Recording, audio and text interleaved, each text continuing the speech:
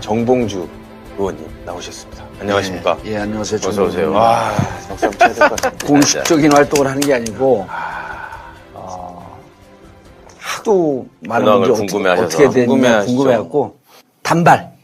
단발이면 안 됩니다. 계속 나오시죠. 단발. 단 하나의 정통 정치 팟캐스트 이러지 말고요. 단 하나의 정통 정치 팟캐스트 좀 이렇게 하셔야지. 제가 좀 해야 되는데 이게 잘 입에 탁탁 안 붙어서. 술집에서만 목소리가 크고. 술집에서 제가 목소리가 크죠. 세상에 전국구에 정봉주가 게스트로 나오는구나. 그러니까요. 진짜.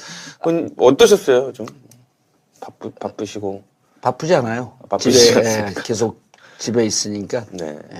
그리고 이제 공교롭게도 그 지지난주에 이제 검찰 송치가 됐는데 이제 왜 그래도 좀 한번 근황을 말씀을 좀 드려야 되겠다고 하는 게 사람들이 만나면 그때 미투 사건 그게 다 종결된 줄 알아요. 근데 대부분의 사람들이 법적 과정을 잘 모르잖아요. 그렇죠. 그러니까 이제 소식도 없고 날짜를 세어려 봤더니 지금 한 5개월 만에 이제 그렇죠. 그 팟캐스트 방송 다 총틀어서 이제 한 5개월 만에 온 건데 만나면은 그거 다 종결된 거 아니에요? 끝난 거 아니냐?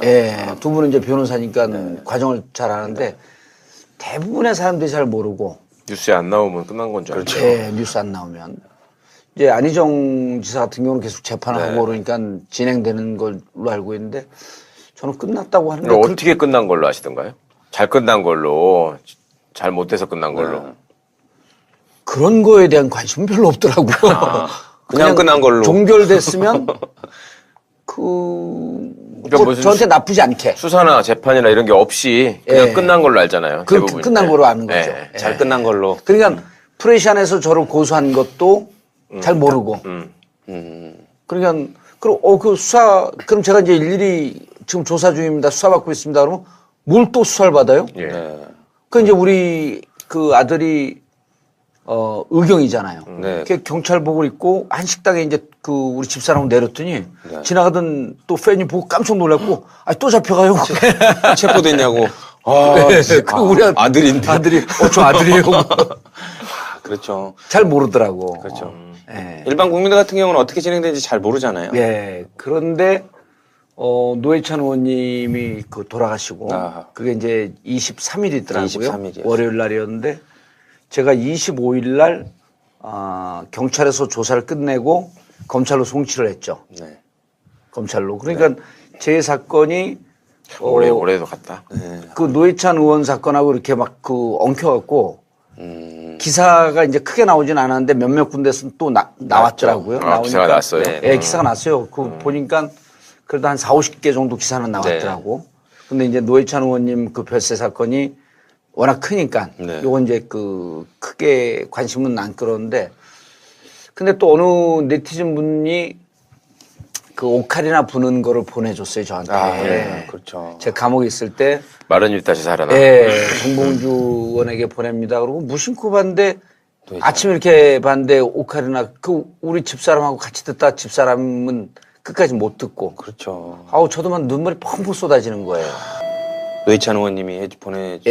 예전에도 그거 보내주신 거 알았어요. 이번에 처음 알았어요. 이번에 알았어요. 그러신 것 같더라고요. 노회찬 의원님한테는 이제 제가 좀 도와줬다고만 생각하고 있었지. 그렇게 저를 위해서 면회도 오고 그런 좀 가슴 짠한 그런 거를 한 거를 그리고 또 그 오카리나 분 것도 그때는 별로 관심을 못 끌었었나 봐요. 이번엔 처음 봤다는 분들이 많은 거 보니까. 근데 이제 감옥에 있을 때 그거를 보내면서 그 언론에 나오고 싶어서 보냈겠어요. 그 얼마나 후배 정치인으로서 좀 짠한 그런 마음이 있어서 이제 했는데 저도 아침에 그냥 펑펑 울었죠. 그걸 보고. 근데 이제 SNS를 끊고 있다가 도저히 이건 그냥 넘어가서 안 되겠다 싶어갖고 내 나름의 추모 방식으로 해갖고 이제 그거를 트윗에도 올렸고 페이스북에도 올렸죠. 첼로를 안 하시고 본래 첼로 하시잖아요. 오카리나로 하셨다는 게 그 음색이 좀 그게 구슬프잖아요. 그러니까 더. 근데 그거를 아주 진지하게 부는 그 표정을 이게 막 읽혀지는 거예요. 억울하게 가 있는데 혼자 있는 것도 아니고 빨리 나와라 하는 이제 이런 것들 정말 근데 이제 그 많은 사람들이 댓글을 달면서 끝까지 못 듣겠다고. 그러면서 이제 동시에 어떻게 지내냐, 뭐 잘 지내냐, 내공 잘 쌓았고 돌아와라 이제 뭐 이런 얘기도 하고 그래서 도와주고 많이 지지한 분들한테 어떻게 지내는지 최소한 알려드리는 게 이게 좀 예의일 것 같다라고 하는 생각 때문에 이제 제가 여기 이제 그 PD한테 연락을 했죠. 얘기를 말씀 좀 드려야 되겠다. 네. 그래서 23일 노회찬 의원 돌아가셨고 저는 이제 25일 날 경찰에서 수사를 마치고 네. 그리고 이제 3월 16일서부터 한 거니까 4개월. 4, 5, 6, 7, 4개월 네. 정도 수사를 한 거죠. 4개월 반 정도. 네. 그 이제 검찰로 송치가 됐죠. 그래서 제 사건이 아직 끝난 게 아닙니다. 네. 이제 프레시안을 제가 고소했던 거는 고소를 취하했기 때문에 없어졌는데. 프레시안은 무혐의로 갔고 네. 그리고 이제 프레시안이 저를 고소한 거는 수사는 한 4회 정도 출두를 했어요. 네, 네. 경찰에. 많이 한 거죠. 꽤 여러 번 예. 한번 하신 거죠. 저를 직접 조사한 거는 3번 조사했고, 대질했어요? 예, 그, 제보했던 A양과 이제 대지를 했고. 네. 그래서 이렇게 나뉘어졌더라고요. 성추행 의혹. 네. 이거에 대해서는 판정 불능. 저희 변호사는 뭐 두 분 다 변호사지만 무혐의라고 이렇게 받아들이더라고요. 그거는 무혐의. 다만 프레시안에 대해서 거짓이다. 허위사실 새빨간 거짓말이다. 대국민 사기극이다. 네. 이런 거는 명예훼손의 소지가 좀 있다. 네. 그래서 그 부분에 대해서는 기소 의견으로 검찰에 송치한다. 그렇죠. 그럼 이제 검찰에서 이제 좀 조사를 받겠죠 또. 네. 검찰에서 연락이 왔나요? 아직은 안 왔어요.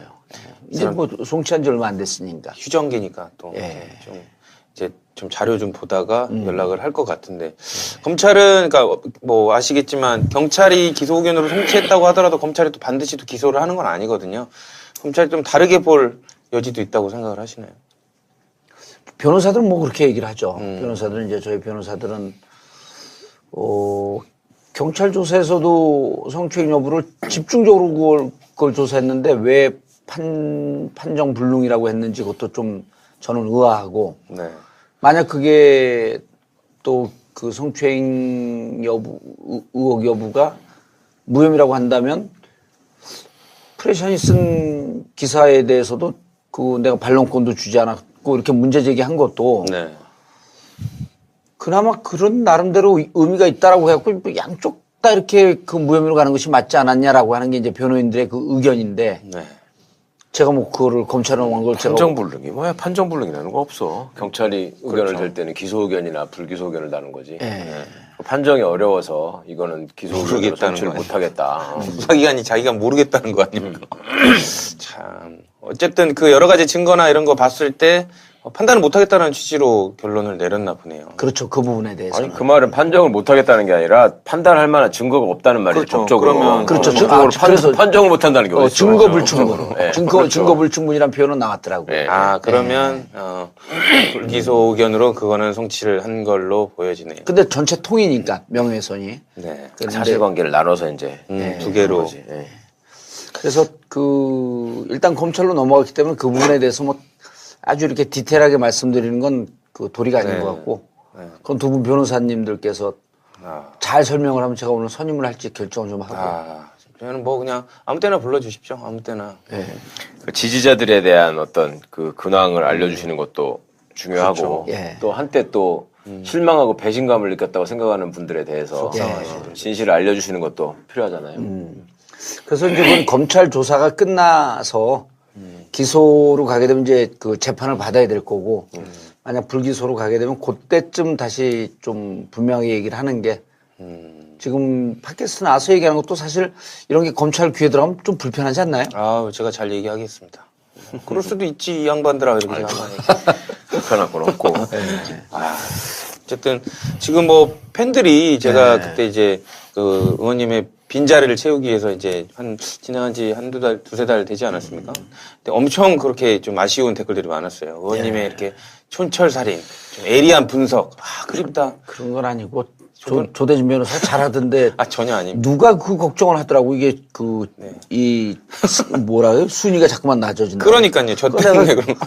내가 옛날에 이 순위 낮아지는 거에 대해서 제일 신경 쓰는 사람이 누구냐면 네. 장윤선 기자거든요. 아. 장윤선의 팟짱이 있었잖아요. 네, 그렇죠. 오만 자기 뉴스에서. 프로그램에 대해서 예. 그러시는 거예요. 맨날 순위 얘기를 하길래 제가 그랬어요. 의미 있는 것을 꾸준히 한다는 것이 중요한 것이지. 자꾸 순위 신경 쓰지 마라. 네. 아, 그리고 그 팟짱하다가 커갖고 지금 TBS 방송도 하고. 아, 그렇죠. TBS 방송 가서도 또 순위에 신경을 써요. 아, 승부욕이 강한 여성이야. 그러니까 순위에 신경을 쓸 필요가 없는데. 없는 거죠. 근데 댓글에 상처를 받아요. 막 최강욱 변호사님 화이팅, 정봉주 의원님 봉도사 돌아오라 그랬는데 조대진은 뭐 왜 이렇게 뭐 공부 좀 더 해라 뭐 이런 댓글 달리면 정말 울고 싶습니다. 변호사한테 공부 더 하라 그러면 어떻게 더 해요? 가슴이 아니, 아프죠. 그래서 저는, 가끔씩 이렇게 들어와 보잖아요. 팟빵도 들어와 보고, 네. 유튜브도 보고 그러는데, 저는 진짜 이제 뭐 최강 변호사님 요즘 이제 워낙에 능력이 있는데 이제 요즘 연예인으로 이제 탈바꿈해갖고. 대세시죠, 대세. 대세가 대세. 사인 좀 되는데. 어떻게 좀 한번. 아니, 난 이렇게 깐죽거리는 모습이 재밌어요. 근데 실제로 조대진 변호사한테 우리가 고마워해야 되거든. 아닙니다. 그럼요. 제가 지금 순위를 떨어뜨려서. 더 좋은 사람들이 나오고, 제가 뭐 우리 그 단톡방에 올렸잖아요. 아, 이거 뭐 누가 되는 거 아닙니까? 이건 실제 누가 돼서 그 얘기를 쓴 게 아니고, 우리 둘더러 자기한테 관심 좀 가져달라는 아닙니다. 관종이에요. 아니, 관종으로 또. 아니, 그러니까 저는 진짜로. 아니, 우리 PD가 그러더라고. 나는 자해공갈로 들리던데. 자해공갈. 아니, 그러면서 졸지에 미친놈이 되네요, 지금. 아니, 그래서 내가 우리 여기 김모 PD한테 아니, 조대진 변호사가 이게 좀 마음에 충격을 받았나요? 그랬더니 하는 얘기가 두 분의 관심을 받고 싶은 것이. 근데 저는 진짜 죄송스럽더라고요. 왜냐면 제가 뭐 이렇게 아주 이름이 알려져 있는 팟캐스트를 제가 이게 할 자격이 되나 막 그런 것도 있고요. 그래서 되게 좀 가슴이 아팠어요, 정말로. 그래서 제가 댓글로 다른 게 이제 그러면서 배우면서 또 크는 거다. 아, 그렇죠. 그래서 제가 그 울림을. 예. 저는 솔직히 이제. 술집에 가서 하듯이 그렇게 쭉 하세요. 아, 그럼 난리 나죠. 진짜. 저기 무슨 MBN 뭐 이런 아궁이 이런 데 나가야 되는데, 저는. 노회찬 의원 얘기를 우리가 좀 해야 될 필요가 있는데, 그 정황을 저는 자세히 몰라요.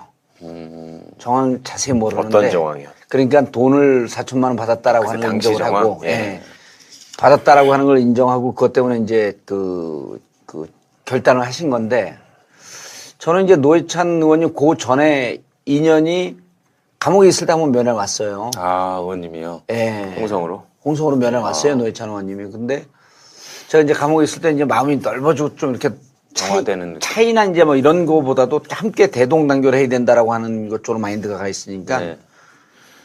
그분이 아주 강단이 있는 분이에요. 아, 노 의원님하고 저하고 차이가 뭐가 있냐고. 같이 가야죠. 그랬더니 차이도 꽤 있죠. 그러더라고요. 그래서 내가 꼬랑지 바로 바짝 내리고, 좀 있긴 있죠. 근데 이제 2013년에 출소했는데, 노회찬 의원이 삼성 X파일 공개한 것 때문에, 월직 상실하고. 판사들 뭐 명단 뭐 이런 거 다 공개한 거 아니에요? 삼성 장학생들? 근데 의원직 상실했는데, 그때 무슨 통신법 위반인가 그게 근 한 20, 30년 동안 적용이 안 되던 법률 아니에요. 그래서 제가 그때 정당에다가 뭐라고 얘기했냐면 저는 그 민주당한테 자 이거 법조계에서 어찌 보면 노회찬 의원이 억울한 거 아니냐. 그러면 정당은 원칙을 지켜줘야 된다. 우리하고 당은 틀리지만 함께 같은 곳을 바라보고 가는 정당이라고 한다면 노원병에 후보 내지 마라. 후보 내지 마라. 그리고 그때 제가 안철수 의원 후보가 노원병 간다 그럴 때 제가 부산 영도 가라 그랬어요. 부산 영도 그때 재보선거 나왔을 때거든요. 우리 방송에서도 그랬어. 여러 차례 얘기했죠. 하는 거는 경우가 아니다. 그래서 노원병에 근데 이제 창원에 어느 공무원 노조인지 노조 특강을 갔다가 사람들이 안 많아요. 120명쯤 되는데 여기 기자 없죠. 그러니까 아무도 손을 안 들어요. 그 이제 거기서 특강을 하면서 제가 뭐라 그랬냐면 안철수가 노원병의 신이 되려고 가는 것 같은데 조심해라. 노원병의 신이 아니라 노원병신이 될 수도 있다. 그렇죠. 그래갖고 노원병신한 게 검색 순위에 그냥 1등으로 쫙 떠버린 거예요. 근데 거기에 그 인터넷 신문 언론사의 기자가 있어 그 기사를 써버린 거야. 아, 진짜. 그 다음날 내가 안철수 당시 이제 그 후보한테 사과를 네. 했죠. 그런 뜻은 아니었는데 어쨌든 불미스럽게 기사가 나와서 죄송하다. 그런데 바로 봉화에 있는데 경북 봉화에 가 있는데 노회찬 의원이 전화가 왔더라고. 네. 와갖고 고맙다 그래서 저는 나이 한 살 많은 그냥 바로 형님이거든요. 뭐 일면식이 없더라도 만나자마자. 그 내가 형님을 도와주려고 그런 건 아닙니다. 정당은 원칙을 지켜야 됩니다. 그리고 사법부가 제대로 된 판단을 했다고 할지라도 국민들 대다수가 거기에 동의하지 않기 때문에 민주당이 거기 공천을 안 하는 모습을 보면 민주당한테 박수를 보냅니다. 아, 그렇죠. 그렇죠. 이 입장은 저는 그 통합진보당 해산됐을 때 통합진보당 해산됐는데 국회의원들도 막 그냥 헌재에서 쳐낸 거거든요. 그렇죠. 다 쫓아. 아니 그 비례는 쳐낸다라고 하는 것이 법적 근거가 있을지 모르지만 지역구 의원들까지도 지들이 그냥 지역구 의원들 자격 상실을 막 결정을 해버려갖고 네 군데인가 그때 재보선거가 나와요. 네. 성남, 뭐 관악.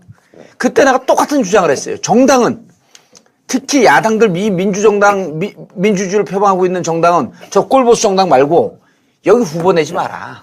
그래서 헌재의 판결이 잘못되었으면 국민들한테 보여줘야 된다.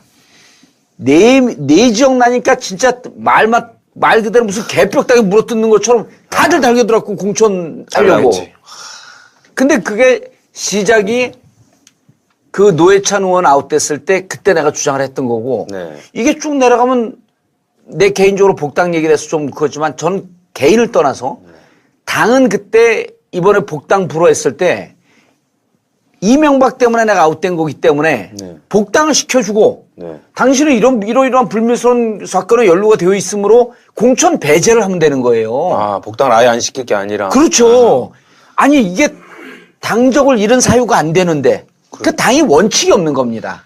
그때만 이제 상황이 바뀌고. 그렇죠. 2013년에 죄송합니다. 노회찬 의원 아웃됐을 때 그때 좋다고 안철수가 가갖고 거기 공천 받아갖고 당선되고 또 그 통합진보당 2015년인가 16년인가요. 통합진보당 해산되고 나니까 또 개떼처럼 달게 들어갔고 네. 이런 정당은 국민들한테 사랑을 못 받는다. 근데 그 이제 시발점이 노회찬 의원이었던 거죠. 네. 그리고 이제 어찌 보면 그때 그 상황이 내 복당까지도 이렇게 쭉 연결되는데 난 노회찬 의원이 그렇게 된 거에 대한 아쉬움이 그분이 끝까지 자기의 원칙에 위배되지 않은 삶을 살려고 결정을 한 거거든요. 너무 가슴이 아픕니다. 근데 이제 두 분은 변호사도 하고 똑똑한 분들이지만 저는 아닙니다. 못 해본 게 있잖아요. 국회의원은 안 해봤잖아요, 둘 다. 그렇죠. 저는 해봤고. 네. 근데 노회찬 의원한테 돈을 가져온 그 변호사가 고등학교 동기 동창이라는 거 아니에요? 그렇죠. 고등학교 친구? 도모 변호사. 도모 변호사. 네. 제가 이 방송 여기서 이제 제가 뭐 저도 지금 그 똥 묻은 처지에 있는 그 신분으로서 아닙니다. 제가 여기 300명 의원들한테 제가 묻고 싶은 게 있어요. 이제 299명이죠. 네. 이런 경우가 있어요. 100만 원이 넘어가면 지금 어떻게 되는지 모르는데 100만 원이 넘어가면 후원금 낸 사람들 명단이 다 공개가 돼요. 네. 그리고 심지어는 그 세무서에서 100만 원 이상 낸 사람들 전화하고 확인하는 경우도 있어요. 네. 그렇죠. 그러니까 그거를 주위에서 친구들이 돈 좀 번 친구들은 그걸 아니까 막 500만 원 주고 싶고 그래도 자기 부인 이름으로 100만 원 이렇게 하고 쪼개서. 너무 많이 들어가면 이제 그 티가 나니까 특히 야당일 때는 네.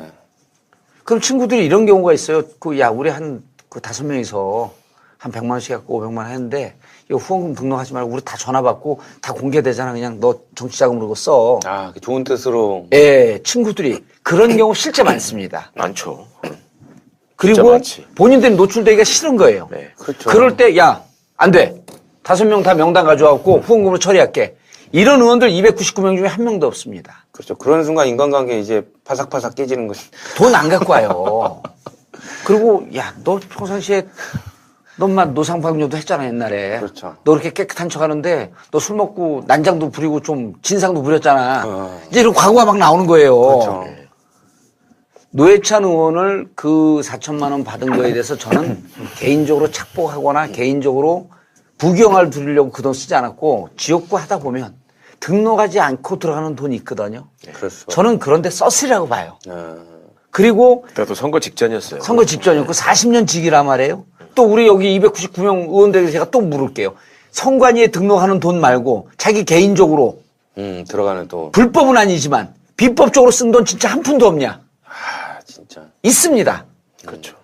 지역구 가갖고 다 우리 밥 사면 안 된다고 하는데 굳이 어른들 중에 마지막 데리고 사야 될 경우 있어요. 말이 안 되는, 그러니까 유교 문화가 있는데요. 그러면 경조사 내면 안 된다고 하는데 또 관행 때문에 10만 원, 20만 원 내야 될 때 또 있어요. 그렇죠. 이럴 때 들어가는 돈이 있습니다. 이런 돈을 알고 있는 국회의원이라고 한다면 노회찬 의원한테 돌을 던질 수가 없다는 거예요.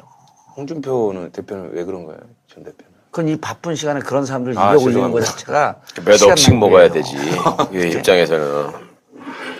진짜. 그러면 그런 걸 보고 아 이게 저렇게 결단하는 것은 동의하진 않지만 네. 저렇게 원칙을 지키려고 했던 분이 이 문제를 갖고 얼마나 마음속 깊이 고민하고 고통스러웠겠는가라고 하는 걸 생각하면 정말 마음이 찢어지는 거예요. 그렇죠. 공소시효 우리 다 지났고 뭐 했지만 그렇게 받은 돈 등록 안 한 돈 있습니다. 그게 왜 없어요? 그리고 그거를 뭐 자기가 차 사는 데 쓰고 집 사는 데 쓰는 것도 아니고 정말 정치 잘해보려고 더 구린 돈 안 받으려고 친구들이 도와준 건데 네. 그 도모 변호사가 친구 아니에요. 그렇죠. 그때 뭐 드루킹 조직에서 모아준 돈이라고 말도 안 했을 거고. 그러면 나중에 고등학교 알았다고 친구들이 그러더라고요. 그렇지. 네. 고등학교 친구들이 모아서 이렇게 한 거다. 내 근황보다 난 이 했으면 얘기를 꼭 좀 하고 싶었던 거예요. 왜냐하면 막상 국회의원을 하면 그렇게 들어가는 돈이 생각보다 많습니다. 현실하고 이상하고 예. 차이가 많다는 거죠. 근데 그거는 비법이라고는 할 수 있지만 불법은 아니에요. 전 그렇게 봐요. 이제 거기에 더하기 이제 그런 지적들이 좀 저는 마음에 많이 와닿더라고요. 그러니까 이런 극단적인 선택을 하시지 않고 그냥 있었던 상태에서 네. 계속 소환되고 이제 피해 사실 흘리고 이런 식으로 하면은 소위 그러니까 아예 뭐 숙골들은 배제하고 우리 지지자들은 어떤 모습을 보였을 것인가. 과거부터 말하자면 정의당이 존재함으로 해서 이 민주당의 표를 갉아먹는다라고 생각하는 사람들도 있고, 그다음에 정의당이 전혀 생산적이지 못한 정당으로 괜히 발목 잡기만 한다 이렇게 생각하는 사람들도 있고, 그다음에 깨끗한 척은 혼자 다 하더니 니들은 뭐 무슨 할 말 있냐라고 하면서 또 몰려가가지고 또 게시판에 난도질 부리는 사람들이 틀림없이 있었을 거라고. 그러니까 우리 사회에서 참 올바름을 추구하고 뭔가 세상의 잘못된 것들을 바꿔야 한다는 좋은 마음으로 모여있는 사람들이 이제 진보 개혁 진영의 지지자로 있는 거 아닙니까? 네. 근데 언젠가부터 그 안에서 이상한 문화나 풍조가 생긴 것이 요만큼의 어떤 흠도 용납할 수 없다. 그 흠이라고 하는 것도 내가 지지하느냐 아니냐에 따라서 이게 또 기준이 막 바뀌는 경우가 네. 가끔씩 있죠. 그러니까 그간의 어떤 모습을 바라볼 때 그러면은 노회찬 의원의 그러한 사정들을 충분히 납득하고 이해한다. 오히려 그거에 대해서 돌을 던지는 너희들이 도대체 무슨 노회찬한테 할 말이 있느냐라고 싸워줄 사람들이 몇 명이나 있었겠는가. 맞아요.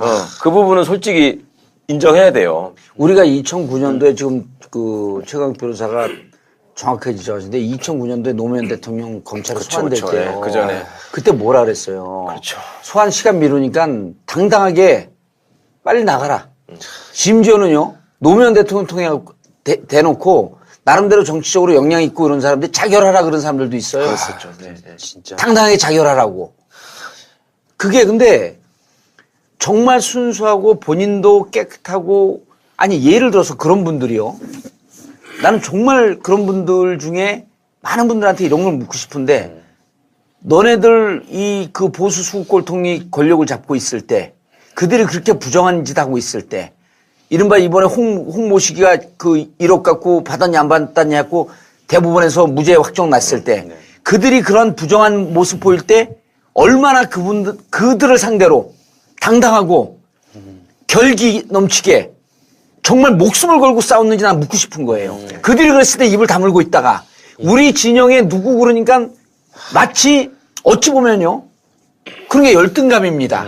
그렇죠. 전 열등감이라고 봐요. 그리고 그분들이 자기 결벽증 때문에 노무현 대통령을 비판한 것도 아니고 자기 결벽증 때문에 노회찬을 비판한 것도 아니고 어찌 보면 평상시에 자기가 그렇게 살지 못했는데 자기도 진보 진영에 있다고 하면서 구질구질하게 산 사람들이 난 상당 부분 있을 거라고 보는 거예요. 근데 아니 구질구질하게 살 수 있어요. 지저분하게 살 수 있어요. 그러면 진보적 가치를 가지면 안 됩니까? 부자로 살 수 있어요. 그럼 진보적 가치를 가지면 안 됩니까? 내 개인의 흠은 좀 있다고 할지라도 우리 사회는 정말 좋은 방향으로 나가야 된다라고 하는 게 이데올로기라고 하는 건 그런 거거든요. 이데올로기를 진보, 민주 이런 가치를 가지면 내 삶도 깨끗해야 된다. 물론 깨끗하려고 노력을 해야죠. 그럼요. 그걸 위해서 진보를 하자는 건데. 그렇죠. 그러나 하다 보면 술 먹고 예비군복 입고 노상방뇨 할 수 있어요. 네. 술값 먹고 내가 12만 원 먹었는데 술집 주인이 10만 원이라 잘못 계산하면 2만 원 더 받으셔야죠. 이러는 것보다 그냥 10만 원 내고 나오고 싶은 이런 인간의 나약한 마음들이 있는 거거든요. 네, 그렇죠. 그러나 그런 거에 비해서 노회찬, 노무현 대통령 이런 분들은 얼마나 소중한 가치를 갖고 있었던 분들이에요. 그렇죠. 그분들이 뭐 하나 잘못하면 막 우리 진영에서 하는 사람들은 나는 이게 어찌 보면 극명한 열등감의 표출이다.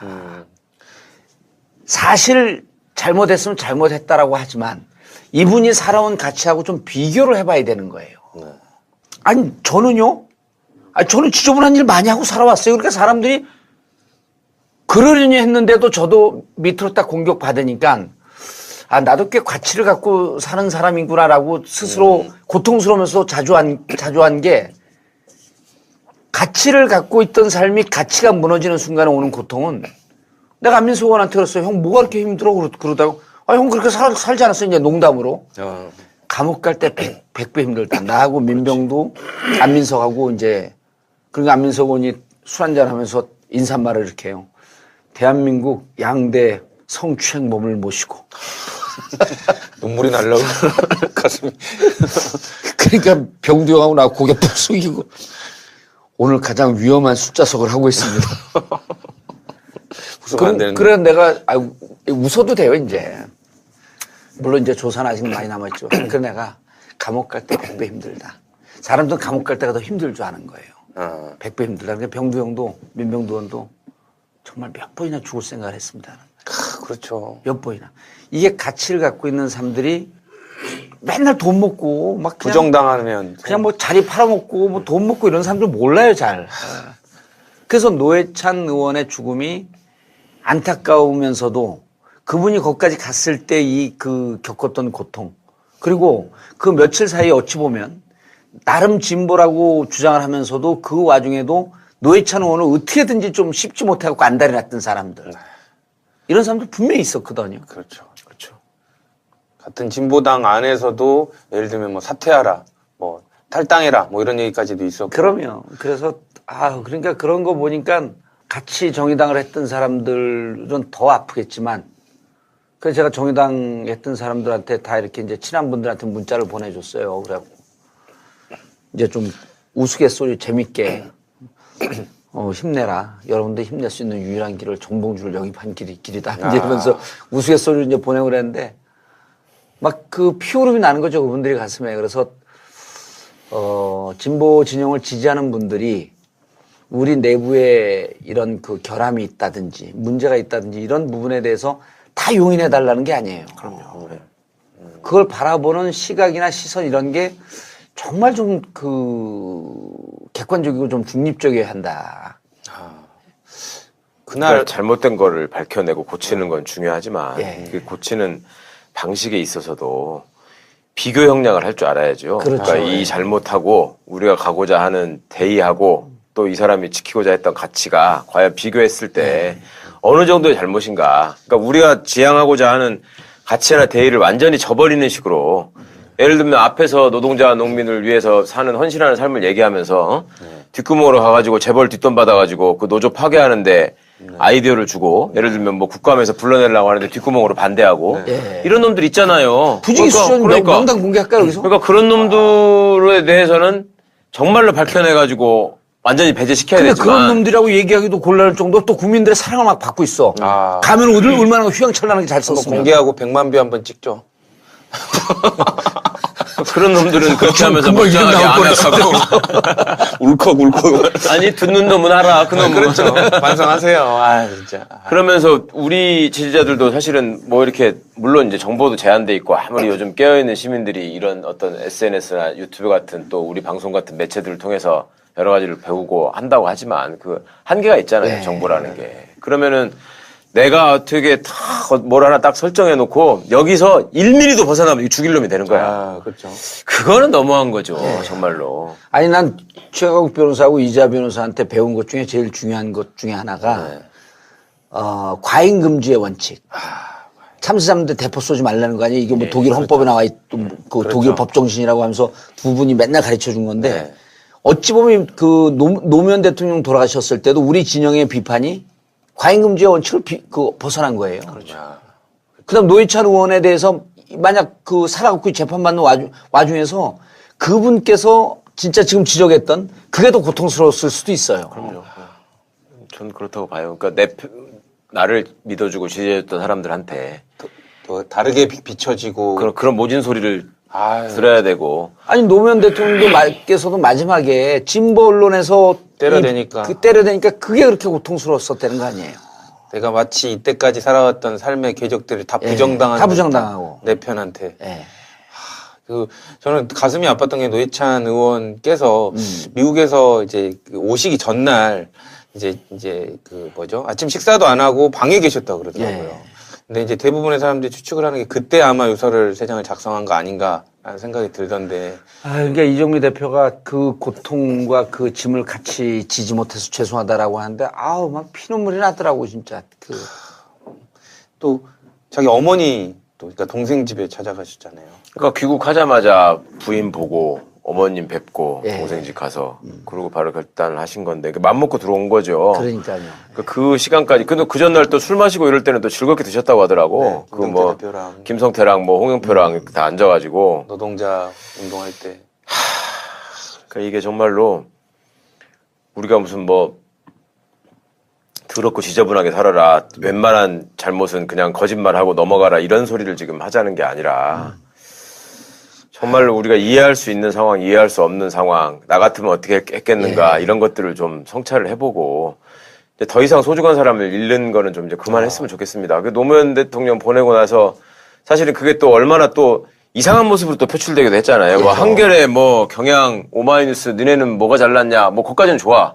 그때 뭐 그렇게 앞뒤 안 가리고 지저대서 너네는 그렇게 깨끗하냐, 그것까지는 좋은데 그 다음에 이 조선일보보다도 못한 것들이다. 절판 운동. 조선일보 못 가서 떨어진 놈들이 한겨레 신문 뭐 들어가는 거 아니냐, 뭐, 그거는 정말 너무 심하잖아. 그렇죠. 아니 그러니까 그런 진보 언론에서 노무현 대통령 하고 그런 거는 정말 그 비판받아 마땅하지만 예.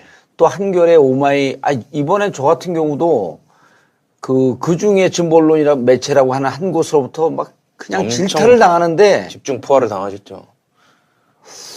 배신감 같은 거 느끼셨을 것 같아요. 그런데 이번에 이제 그 댓글 노회찬 그 오카리나 올리고 난 다음에 댓글 중에 또 저한테 이제 직접 문자 오는 것 중에는 그 나쁜 생각하지 마세요라고 하는 문자가 꽤 많이 와요. 예. 그렇죠. 꽤 많이 오는데 그럴 정도의 그 같은 진영으로부터 비판을 받으면 그럴 정도로 이게 무척 고통스러운데 요 얘기를 꼭 드리고 싶어갖고 내 근황도 근황이지만 그 노회찬 의원 했을 때 왜 그걸 올렸는지 그리고 이제 또 시기가 시기인 만큼 민주당 이제 그 당대표. 전당대회 당대표이기도 하면서 난 오늘 그 최강욱 변호사가 얘기한 게 중요한 그 화두라고 보는데 이런 정신을 우리가 좀 배워야 될 필요가 있을 것 같아요. 예를 들어서 A라고 하는 사람이 문제가 있다라고 하는데 그거 지적하지 말라는 거 아니거든요. 그거 고치지 말라는 거 아닌데 그게 마치 사물의 본질인 양, 모든 사활의 본질인 양. 저는 그리고 그렇게 해야지만 자기가 순결하고 깨끗한 사람인 걸로 그렇게 인식이 느끼는 되고. 그게 있죠. 근데 저는 지난번에 이제 시진핑 대표 만났을 때 시진핑 주석 만났을 때 누가 만났을 때. 문재인 대통령께서 예. 그런 표현을 쓴 걸 전 기억하고 있는데 구동존이라고 하는 표현을 썼어요. 예. 구동존이. 이게 무척 가슴에 와닿더라고. 이게 그 등소평이 즐겨 쓰던 표현인데 그렇죠. 차이를 존중하면서. 차이는 계속 점점점 키워나가고 그 같은 점은 네네. 같은 점은 계속 키워나가고 차이점이 있는 것은 존중한다. 그대로 놔둬라. 네. 그러면서 문제를 해결하는 방식 중에 하나로 뭐라고 설명을 하냐면 문제가 있을 때 해결하지 않고 놔두는 것도 해결법 중에 하나다. 이게 깜짝 놀랄만한 해법인 거예요. 그렇죠. 괜히 건드려갖고 더 키우느니. 네, 그런데 이게 이제 우리들 나름대로 진보 진영의 그 갈라치기 하는 네, 그렇죠. 분열을 조장하는 그 이제 말하기 좋게 하는 뺄셈 정치를 할 것이냐 덧셈 정치를 할 것이냐. 그 지금 이제 전당대회 보면서 이게 그 지금은 이제 이해찬 총리가 나와서 그렇게 각 세우면서 지금 싸움이 붙진 않았는데 네, 네. 자꾸만 당내에서 갈라치기 하려고 그러는 세력들이 보이는 거예요. 싸움을 붙이려는. 예. 그러니까 뭐하고 뭐를 갈라치기를 한다는 거예요. 아니 그러니까 당내에서 그 이해찬 그 후보를 직접 공격하기가 힘드니까 예. 이해찬 후보의 측근이 무슨 일을 하고 있다. 그 이해찬 후보 측근이 누구를 돕고 있다. 그러면서 결국 이해찬 당대표가 되면 안 된다. 그 사람을 대권 후보로 만들려고 하는 거 아니냐. 이런 논리를 이제 3단 논법으로 비약의 3단 논법으로 이렇게 가져온 거예요. 네. 뭐 대놓고 얘기하면 뭐 쉴드 치려고 나온 건 아니지만 네. 이재명 지사에 대해서 문제가 지금 많잖아요. 그렇죠. 오늘 문제 제기를 많이 하고 있잖아요. 계속 나오고 있죠. 분당 경찰서에서 지금 10명의 특수팀을 꾸려고 조사하고 있습니다. 그리고 경기 남부 경찰서에서도 조사를 하고 있어요. 각자 입장들을 계속 내고 있거든요. 또 김영환 의원도 문제 고소를 했고 조사받았죠. 어딥니까 저기 이재명 캠프에 있는 가짜 뉴스 대책반인가요? 네. 그쪽에서도 또 맞고소를 했고 네. 누구 눈치 보지 않고 지금 경찰이 활발하게 조사를 하고 있어요. 그런데 이제 김진표 후보가 뭐라 그랬냐면 당의 입장을 생각해서 탈당해라. 네. 근데 이제 또 송영길 후보는 또 뭐라 그랬냐면 이재명 지사 건을 지금 당의 정치 쟁점화하는 것은 옳지 않다. 전 이거 문제 자체를 떠나갖고 이 문제는 결국 이재명 지사에 대한 얘기는 결론이 나오거든요. 네. 결론이 나옵니다. 그럼 그 결론을 따라갖고 당이 대응을 하면 되는 거예요. 네. 저는 이재명 지사하고 2007년도에 대판 싸웠습니다. 감정 안 좋기로 따지면 제가 저하고 안민석 의원 이런 사람들이 1, 2, 3위예요. 제가 늘 즐겨 쓰는 표현 중에 하나가 뭐냐면 이게 제가 이제 BBK 들어갈 때도 그걸 인용하면서 들어갔는데 영조대왕이 죽으면서 사도세자에 대해서 모든 발언하는 것을 금지했습니다. 그러니까 선왕의 이게 교지기 때문에 누구든 얘기할 수 없는 거죠. 네. 근데 이제 손자 정조대왕이 들어서자마자 노름 벽파를 쳐내야 되는데 그때 당시에 1% 기득권이 전체를 잡고 있을 때 아니에요? 그러니까 이제 다른 명분을 갖고 이렇게 쳐내는데 그러니까 이 노름 벽파가 정조대왕을 제거하려고 이른바 세 번의 역무를 꾸미는데 살해하려고 다 실패합니다. 그때 정조대왕이 즉위하자마자 과인은 사도세자의 아들이 또다. 이렇게 선언을 합니다. 그렇죠. 그러면서도 자기 측근들에게 뭐라 그러냐면 측근들이 쳐내자 막 그래요. 빨리 쳐내자. 저놈들 나쁜 놈들이다. 그럴 때 이 정조대왕이 얘기를 합니다. 아버지를 죽인 저 원수들과 아침 저녁으로 웃으면서 얼굴을 맞대야 하는 게 정치다. 그 사람이 좋아서 웃는 것이 아니고 정치는 그러잖아. 오늘의 적도 내일의 동지도 없다 그래요. 그럼 우리가 민주당이라고 하는 틀거리를 보면 이재명을 비판하라 그러면 제가 제일 먼저 앞장서서 비판하고 싶어요. 그런데 지금 내가 이재명을 비판하거나 또 이재명 반대편에 있는 또 김진표를 비판하거나라고 하는 건 당을 갈라치게 하는 거거든요. 이번 전당대회를 통해서 서로 차이가 있지만 지금 당 지지율이 점점 내려가고 있는데 이걸 어떻게 추스려서 당을 다시 끌어올릴 수 있는 후보를 만들 것이냐, 당대표를 만들 것이냐, 이런 데 관점이 가져야죠. 그렇죠. 그러니까 지금, 이재명 비판할 수 있어요. 네. 그러나 지금 후보들이 과연 그것을 당이 안고 있는 가장 아픈 문제, 이거를 과연 중요한 쟁점으로 만들어갖고 우리 내부를 갈라치게 하는 것이 옳으냐. 이거 나가면요. 네. 저를 비판할 사람들이 많겠죠. 그렇죠. 그리고 여기 그분들은 이제 또 조대준 변호사하고 친한데. 극문. 극문이라 그래도 그것도 옳지 않아요. 극문이라고 하는 그분들도 문재인 열성률 지지자들도 극이라는 표현 난 안 붙이는 게 좋을 것 같아. 그렇죠. 예를 들었고 친문이라고 하면 살아온 역사가 저 같은 경우가 살아온 역사가 친노고 살아온 역사가 친문이에요. 그렇죠, 같이. 이해찬 총리하고 제가 40년을 함께 지냈거든요. 네.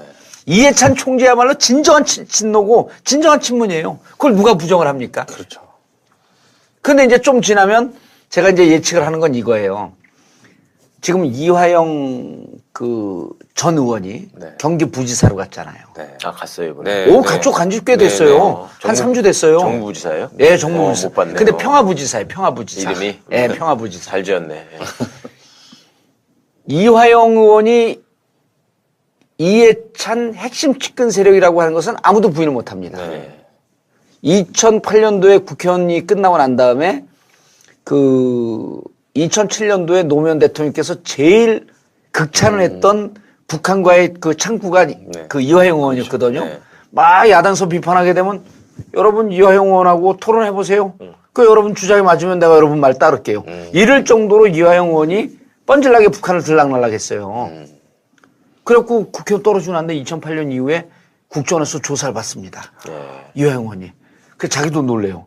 내가 중국 갔다 온 게 47번인가 그렇대. 그러니까 국정원에서는 저거는 공식적인 활동 이외에도 무언가 있을 수 국가보안법 있다. 위반의 활동을 할 수 있겠다. 혹시 포섭돼가지고 뭐 할 거 네. 아닌가. 예. 그러면서 샅샅이 조사를 합니다. 그러니까 이분이야말로 진정한 친노야. 근데 2008년 이후로요. 2008년도에는 출마도 못했죠.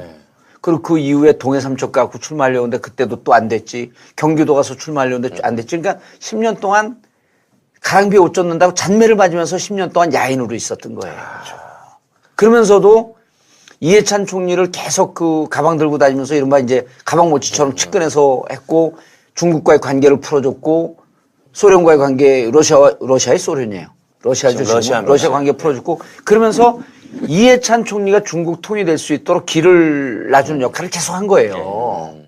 그런데 이번에 정권이 교체돼 갖고 새로운 정부에 어디 들어가려고 그래도 무슨 이유인지 못 들어가는 거예요. 공공기관에도 가려고 노력하는데 잘 안 되는 거예요, 그게. 이유는 모르겠어요. 본인도 이유를 얘기를 안 하고 몇몇 군데 가려고 그랬습니다. 이화영 의원보다도 더 그 레벨이 떨어지는 분들이 많이 갔어요. 네. 근데 안 풀리더라고, 잘 그게. 근데 경기도에서 그 선거 과정에서 어떻게 도왔는지 그건 뭐 자세한 내용은 모르겠으나 하고 난 다음에 경기도 그 당신의 도움이 필요하니 평화부지사로 왔고 해라. 이해찬 총리의 측근이라 해도 이해찬 총리가 가라 말라 얘기 못 합니다. 이렇게 10년 동안 눈물 젖은 빵을 먹었거든요. 그렇지, 힘들게. 그리고 무언가 제기를 하고 싶은데 제기가 안 되고 나는 박수현 이번에 그 문희상 비서실장으로 들어갔잖아요. 제일 반가워한 사람이 저였어요. 그렇게 억울하게 충남도지사도 못 나갔는데 국회의장 비서실장으로 들어갔잖아요. 그럼 박수현도 비판해야죠.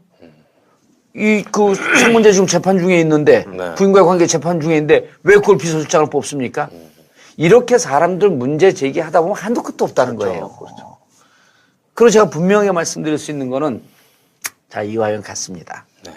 그럼 이화영 갔다고 해갖고 정치를 잘 모르는 사람들 이화영 이제 확대 재생산을 하는 거죠. 이화영이 갔기 때문에 이화영은 이해찬의 측근이고 그럼 이재명과 이해찬이 찰떡궁합이 돼갖고 이해찬은 무조건 이재명 대권 주자로 민다. 제가 아까 그랬잖아요. 오늘의 적도 내일의 동지도 없는 게 정치판. 아, 지금 그런 프레임을 만들어 놓고 지금 네, 그렇게 하고 이재명을 있습니다. 띄워서 예. 저기를 하는 거구나. 아니 아직 제가 이게 왜 뜬금없이 왜 아니 예상 문제를 제가 미리 푼 거예요. 아직 이화영 얘기는 안 나오고 이렇게까지만 얘기가 나와요. 핵심 측근이 거기가 있다. 네. 그거 이화영이에요. 아, 왜 노골적으로 얘기 못 합니까? 얘기를 하고 이화영이 살아오신 지난 10년 동안 눈물 젖은 빵을 먹어본 그 역사를 보면 이해찬 총리 아니야. 이해찬 총리가 누가 와도 못 말립니다. 나 갖고 정치적으로 나 제기할 수 있는 발판을 놔야겠습니다. 그렇죠. 그럼 그거 갔는데 만약에 이화영 의원이 평화부지사로 활동하고 있는데 이재명 지사가 이러저런 문제로 부정한 문제가 있어요. 그 아웃돼. 그럼 이 사람이 목숨 걸고 지옥까지 가면서 이재명 구명하자. 난 그러지 않으라고 보는 겁니다. 법적 문제는 법적 문제, 정치적으로 문제 있는 문제. 다만 우리의 능력을 발휘해서 함께 손잡고 해결할 수 있는 문제 이화영이 필요하다고 그랬기 때문에 간 거지. 그럴 때 물론 이해찬 총리가 상의를 했겠죠. 이해찬 총리가 어디 갔으면 좋겠다라고 하는데 총리님도 우리 정부가 무슨 민원 이런 거 받아주는 데가 아니기 때문에 지금 문재인 대통령 정부가 못 넣는 거예요. 아, 이 앞날을 책임져 줄 수 없는데 그런 제안이 들어왔을 때 어떻게 막습니까, 그거를? 그렇죠. 그리고 이하영 의원이 갖다 손 치더라도 무조건 이해찬 총리는 이재명을 대선 주자를 만든다? 이런 프레임을 놓는 사람들 정치에 너무 나이브한 거네요. 초보적인 거예요. 난 이분들을 집단적으로 비판하고 싶은 게 아니고 네. 이런 고민이 있으면 저한테 물어보라는 얘기가 제가 야인으로 있기 때문에 시간도 많으니까. 모르면 물어봐야 되는데 혼자서 결론을 내리고 있네. 그리고 그런 거를 부추기는 사람들이 있어요. 결국은 이용당하는 거지 결국은. 이해찬 총리는 이재명을 대권 주자로 만들 것이다. 제가 이해찬 총리 처음 만난 게 27살 때 만났습니다. 그리고 만난 지 1년인가 2년 있다가 36살로 처음으로 국회의원이 돼요. 네. 88년도에. 네. 그리고 지금까지 7선 했잖아요. 40년을 제가 지켜본 거예요. 이분이 아무리 친하더라도 정치적 명분과 정도를 걷지 않으면 그분하고 인간적으로 친해도 같이 가지 않습니다. 이해찬 총리. 이해찬 총리가. 원칙과 정도를 걷는 입장에서는 제가 보기에는 최고예요. 근데 지금 아까 말씀드린 대로 김진표 그 의원께서 좀 그거를 지금 도화선을 당기고 있지 않습니까? 그것도 그러니까 이런 거예요. 정치적 결단으로 탈당하라라고 하는 거 김진표 후보 입장에서 난 충분히 얘기할 수 있다고 봐요. 얘기할 수 있는데 그 프레임을 갖고 갈라치기 하고 그 다음에 순서를 놓고 그 다음에 순서를 놓고 이번 전당대회의 최대 아젠다를 그거로 삼으려고 하는 저희가 만약 있다고 한다면 그건 옳지 않다는 거죠. 그건 갈라치기 하는 거고. 보세요. 제가 이번 전당대회가 왜 중요하냐면 사람들 갖고 저는 개인적으로 미리 결론부터 말씀드리면 이해찬 총리가 해야지 맞다고 봅니다. 왜 그러냐면 제가 정치적 상상력이 좀 있는 편 아니에요. 아우, 심하게 좋으시죠. 심하게 좋아요. 아, 너무 심하게 좋으십니다. 근데 또 그게 또 맞습니다. 이제 숫자 석 어디게 나오기 시작하네. 자기 거는 잘 상상을 못해. 남의 거는 기가 막히게 잘하는데. 아, 그렇죠. 이른바 이번에 홍 모시기가 그 1억 갖고 받았냐 안 받았냐 했고 대법원에서 무죄 확정 났을 때 그들이 그런 부정한 모습 보일 때 얼마나 그들을 상대로 당당하고 결기 넘치게 정말 목숨을 걸고 싸웠는지 난 묻고 싶은 거예요. 그들이 그랬을 때 입을 다물고 있다가 우리 진영에 누구 그러니까 마치 어찌 보면요. 그런 게 열등감입니다. 그렇죠. 전 열등감이라고 봐요. 그리고 그분들이 자기 결백증 때문에 노무현 대통령을 비판한 것도 아니고 자기 결백증 때문에 노회찬을 비판한 것도 아니고 어찌 보면 평상시에 자기가 그렇게 살지 못했는데 자기도 진보 진영에 있다고 하면서 구질구질하게 산 사람들이 난 상당 부분 있을 거라고 보는 거예요. 근데 아니 구질구질하게 살 수 있어요. 지저분하게 살 수 있어요. 그러면 진보적 가치를 가지면 안 됩니까? 부자로 살 수 있어요. 그럼 진보적 가치를 가지면 안 됩니까? 내 개인의 흠은 좀 있다고 할지라도 우리 사회는 정말 좋은 방향으로 나가야 된다라고 하는 게 이데올로기라고 하는 건 그런 거거든요. 이데올로기를 진보, 민주 이런 가치를 가지면 내 삶도 깨끗해야 돼. 물론 깨끗하려고 노력을 해야죠. 그럼요. 그걸 위해서 진보를 하자는 건데. 그렇죠. 그러나 하다 보면 술 먹고 예비군 입고 노상방뇨 할 수 있어요. 네. 술값 먹고 내가 12만 원 먹었는데 술집 주인이 10만 원이라 잘못 계산하면 2만 원 더 받으셔야죠. 이러는 것보다 그냥 10만 원 내고 나오고 싶은 이런 인간의 나약한 마음들이 있는 거거든요. 네, 그러나 그런 거에 비해서 노회찬, 노무현 대통령 이런 분들은 얼마나 소중한 가치를 갖고 있었던 분들이에요. 그렇죠. 그분들이 뭐 하나 잘못하면 막 우리 진영에서 하는 사람들은 나는 이게 어찌 보면 극명한 열등감의 표출이다.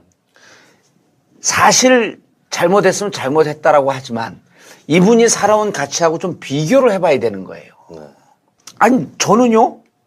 저는 지저분한 일 많이 하고 살아왔어요. 그러니까 사람들이 그러려니 했는데도 저도 밑으로 딱 공격받으니까 나도 꽤 가치를 갖고 사는 사람이구나라고 스스로 고통스러우면서 자주 한 게 가치를 갖고 있던 삶이 가치가 무너지는 순간에 오는 고통은 내가 안민석 의원한테 그랬어요. 형 뭐가 그렇게 힘들어 그러다고 형 그렇게 살지 않았어 이제 농담으로.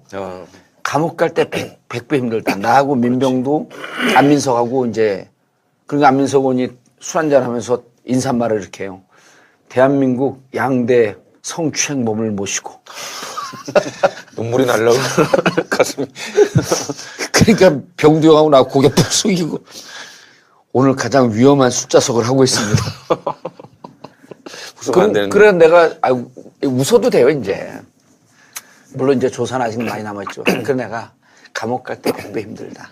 사람들은 감옥 갈 때가 더 힘들 줄 아는 거예요. 100배 힘들다. 그러니까 병두 형도 민병두 의원도 정말 몇 번이나 죽을 생각을 했습니다. 그렇죠. 몇 번이나. 이게 가치를 갖고 있는 사람들이 맨날 돈 먹고 막 그냥 부정당하면 그냥 뭐 자리 팔아먹고 뭐 돈 먹고 이런 사람들 몰라요 잘.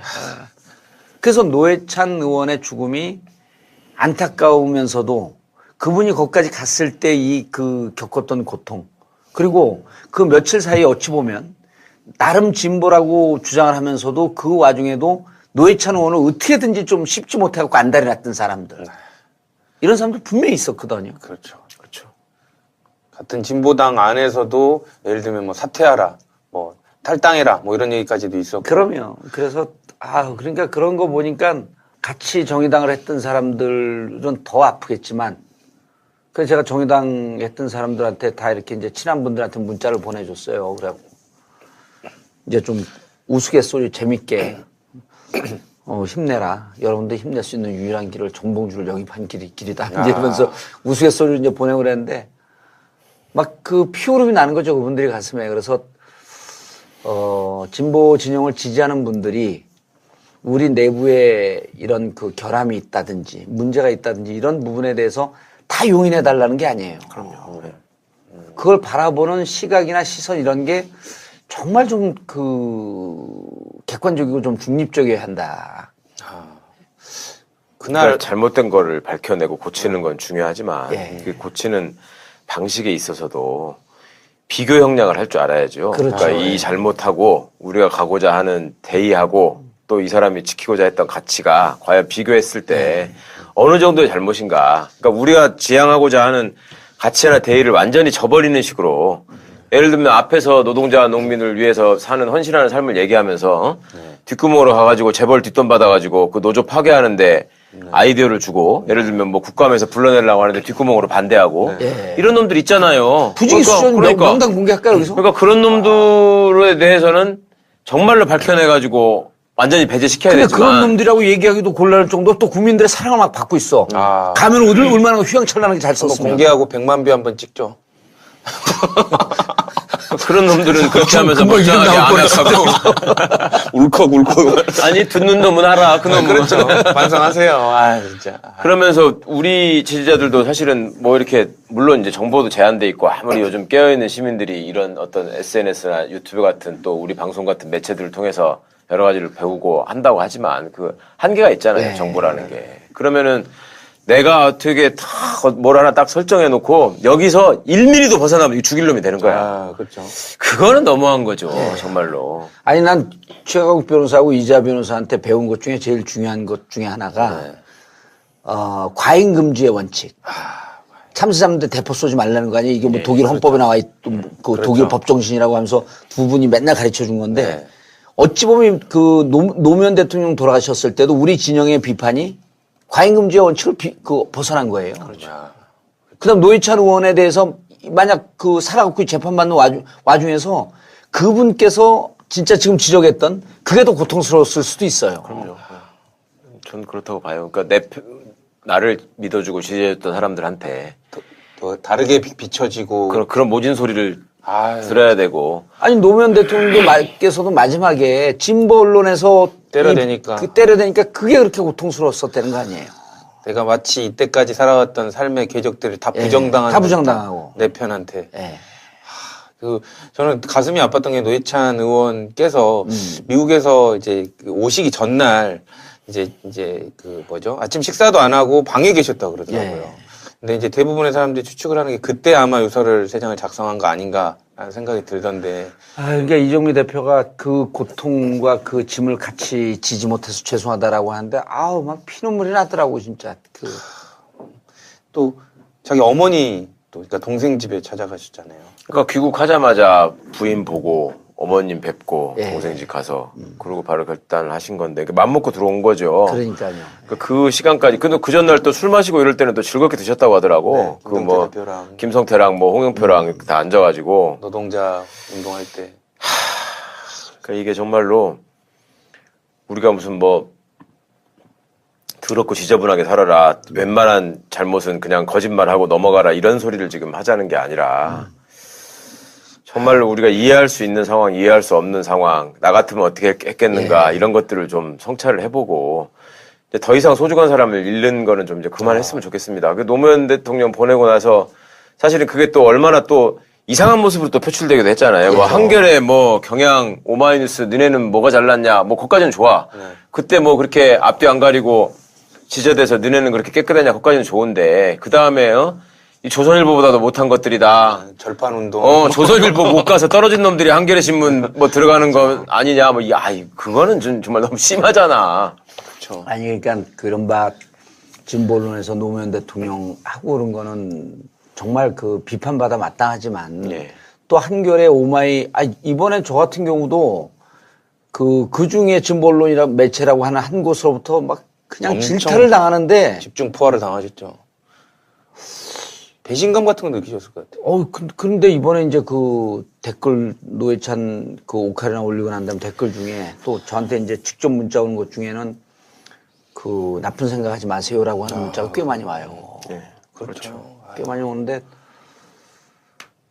그럴 정도의 그 같은 진영으로부터 비판을 받으면 그럴 정도로 이게 무척 고통스러운데 요 얘기를 꼭 드리고 싶어 갖고 내 근황도 근황이지만 그 노회찬 의원 했을 때 왜 그걸 올렸는지 그리고 이제 또 시기가 시기인 만큼 민주당 이제 그 당대표. 전당대회 당대표 얘기도 하면서 나는 오늘 그 최강욱 변호사가 얘기한 게 중요한 그 화두라고 보는데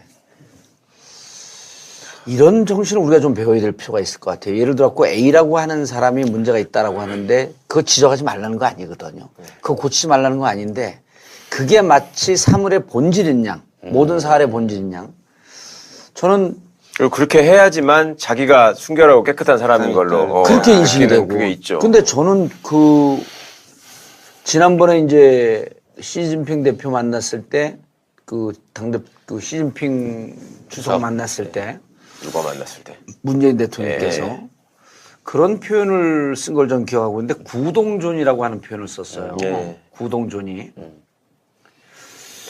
이게 무척 가슴에 와닿더라고. 이게 그 등소평이 즐겨 쓰던 표현인데 그렇죠. 차이를 존중하면서 차이는 계속 점점점 키워나가고 그 같은 점은 네네. 같은 점은 계속 키워나가고 차이점이 있는 것은 존중한다. 그대로 놔둬라. 네. 그러면서 문제를 해결하는 방식 중에 하나로 뭐라고 설명을 하냐면 문제가 있을 때 해결하지 않고 놔두는 것도 해결법 중에 하나다.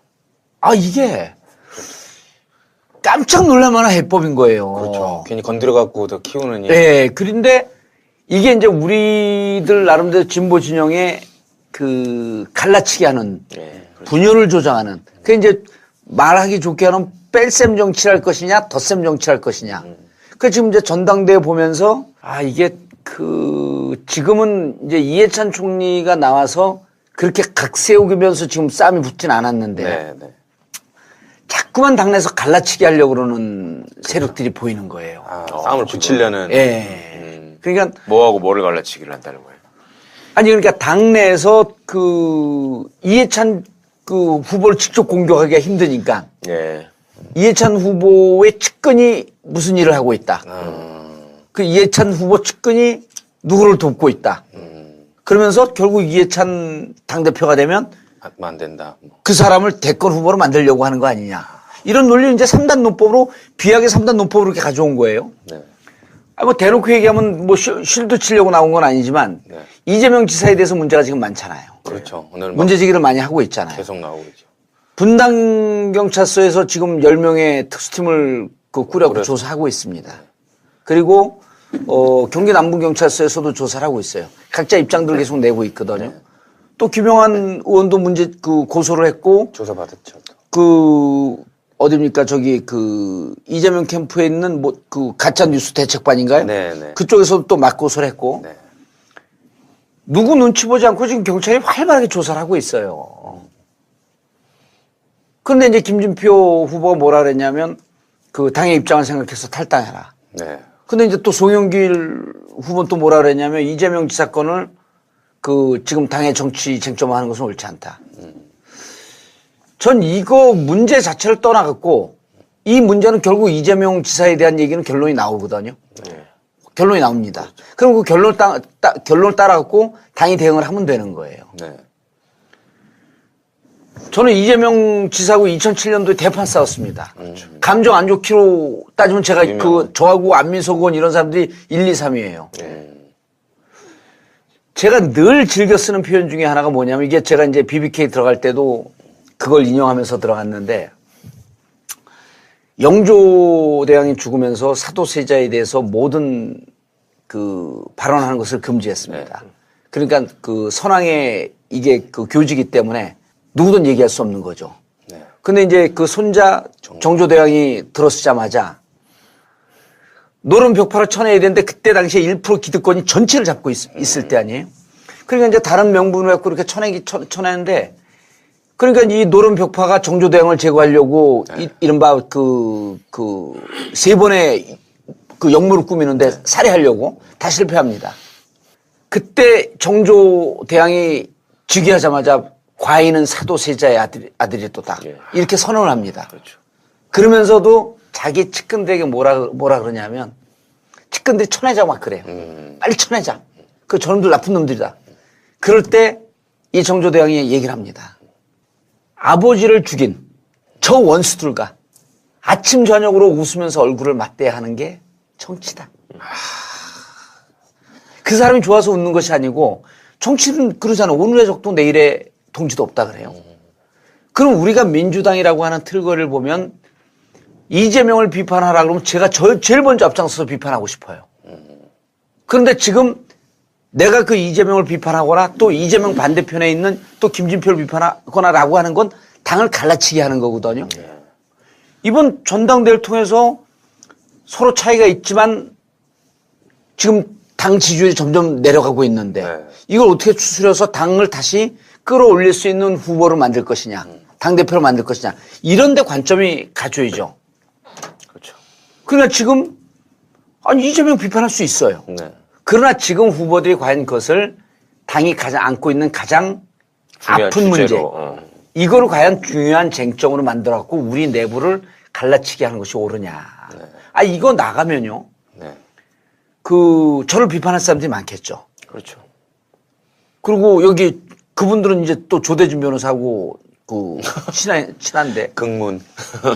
극문이라 그래도 그것도 옳지 않아요. 극문이라고 하는 그분들도 문재인 열성률 지지자들도 극이라는 표현 난 안 붙이는 게 좋을 것 같아. 그렇죠. 예를 들었고 친문이라고 하면 살아온 역사가 저 같은 경우가 살아온 역사가 친노고 살아온 역사가 친문이에요. 그렇죠. 같이. 이해찬 총리하고 제가 40년을 함께 지냈거든요. 이해찬 총재야말로 진정한 친노고 진정한 친문이에요. 그건 또 자격 상실을 막 결정을 해버려갖고 네 군데인가 그때 재보선거가 나와요. 성남, 관악. 그때 내가 똑같은 주장을 했어요. 정당은 특히 야당들 민주정당, 민주주의를 표방하고 있는 정당은 저 꼴보수 정당 말고 여기 후보 내지 마라. 그래서 헌재의 판결이 잘못되었으면 국민들한테 보여줘야 된다. 네 지역 나니까 진짜 말 그대로 무슨 개벽다귀 물어뜯는 것처럼 다들 달겨들었고 공천하려고. 근데 그게 시작이 그 노회찬 의원 아웃됐을 때 그때 내가 주장을 했던 거고 이게 쭉 내려가면 내 개인적으로 복당 얘기를 해서 좀 그렇지만 전 개인을 떠나서 당은 그때 이번에 복당 불허했을 때 이명박 때문에 내가 아웃된 거기 때문에 복당을 시켜주고 당신은 이러이러한 불미스러운 사건에 연루가 되어 있으므로 공천 배제를 하면 되는 거예요. 복당을 아예 안 시킬 게 아니라. 그렇죠. 아니 이게 당적을 잃은 사유가 안 되는데 그 당이 원칙이 없는 겁니다. 그때만 이제 상황이 바뀌고. 그렇죠. 2013년에 노회찬 의원 아웃됐을 때 그때 좋다고 안철수가 가갖고 거기 공천 받아갖고 당선되고 또 그 통합진보당 2015년인가 16년인가요. 통합진보당 해산되고 나니까 또 개떼처럼 달겨들어갖고 이런 정당은 국민들한테 사랑을 못 받는다. 근데 그 이제 시발점이 노회찬 의원이었던 거죠. 그리고 이제 어찌 보면 그때 그 상황이 내 복당까지도 이렇게 쭉 연결됐는데 난 노회찬 의원이 그렇게 된 거에 대한 아쉬움이 그분이 끝까지 자기의 원칙에 위배되지 않은 삶을 살려고 결정을 한 거거든요. 너무 가슴이 아픕니다. 근데 이제 두 분은 변호사도 하고 똑똑한 분들이지만 저는 아닙니다. 못 해본 게 있잖아요. 국회의원은 안 해봤잖아요, 둘 다. 그렇죠. 전 해봤고. 네. 근데 노회찬 의원한테 돈을 가져온 그 변호사가 고등학교 동기 동창이라는 거 아니에요? 그렇죠. 고등학교 친구? 도모 변호사. 도모 변호사. 네. 제가 이 방송 여기서 이제 제가 뭐 저도 지금 그 똥 묻은 처지에 있는 그 신분으로서 아닙니다. 제가 여기 300명 의원들한테 제가 묻고 싶은 게 있어요. 이제 299명이죠. 네.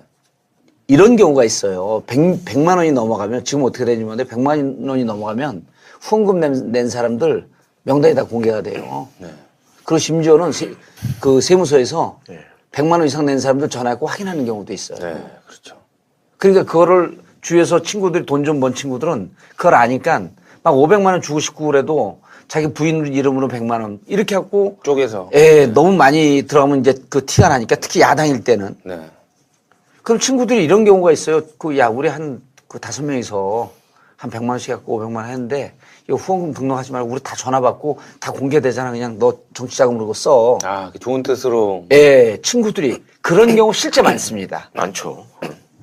그리고 많지. 본인들이 노출되기가 싫은 거예요. 네. 그렇죠. 그럴 때, 야, 안 돼. 5명 다 명단 가져와갖고 후원금으로 처리할게. 이런 의원들 299명 중에 한 명도 없습니다. 그렇죠. 그런 순간 인간관계 이제 파삭파삭 깨지는 거죠. 돈 안 갖고 와요. 그리고, 야, 너 평상시에 너만 노상방뇨도 했잖아, 옛날에. 그렇죠. 너 이렇게 깨끗한 척 하는데 너 술 먹고 난장도 부리고 좀 진상도 부렸잖아. 어. 이제 이런 과거가 막 나오는 거예요. 그렇죠. 노회찬 의원을 그 4천만 원 받은 거에 대해서 저는 개인적으로 착복하거나 개인적으로 부경을 두리려고 그 돈 쓰지 않았고 지역구 하다 보면 등록하지 않고 들어가는 돈이 있거든요. 그럴 수가. 저는 그런데 썼으리라고 봐요. 아, 그리고 그때도 선거 직전이었어요. 선거 직전이었고 40년 직이란 말이에요. 또 우리 여기 299명 의원들에게 제가 또 물을게요. 선관위에 등록하는 돈 말고 자기 개인적으로 들어가는 또. 불법은 아니지만 비법적으로 쓴 돈 진짜 한 푼도 없냐? 아, 진짜. 있습니다. 그렇죠. 지역구가 갖고 다 우리 밥 사면 안 된다고 하는데 굳이 어른들 중에 마지못해 사야 될 경우 있어요. 말이 안 되는, 그러니까 유교 문화가 있는데요. 그러면 경조사 내면 안 된다고 하는데 또 관행 때문에 10만 원, 20만 원 내야 될 때 또 있어요. 그렇죠. 이럴 때 들어가는 돈이 있습니다. 이런 돈을 알고 있는 국회의원이라고 한다면 노회찬 의원한테 돌을 던질 수가 없다는 거예요. 홍준표 대표는 왜 그런 거예요? 전 대표는. 그건 이 바쁜 시간에 그런 사람들 아, 입에 올리는 것 죄송합니다. 자체가 몇 시간 억씩 먹어야 낭비예요. 되지. 이 입장에서는. 진짜. 그러면 그런 걸 보고 아 이게 저렇게 결단하는 것은 동의하진 않지만 네. 저렇게 원칙을 지키려고 했던 분이 이 문제를 갖고 얼마나 마음속 깊이 고민하고 고통스러웠겠는가라고 하는 걸 생각하면 정말 마음이 찢어지는 거예요. 그렇죠. 공소시효 우리 다 지났고 뭐 했지만 그렇게 받은 돈 등록 안 한 돈 있습니다. 그게 왜 없어요?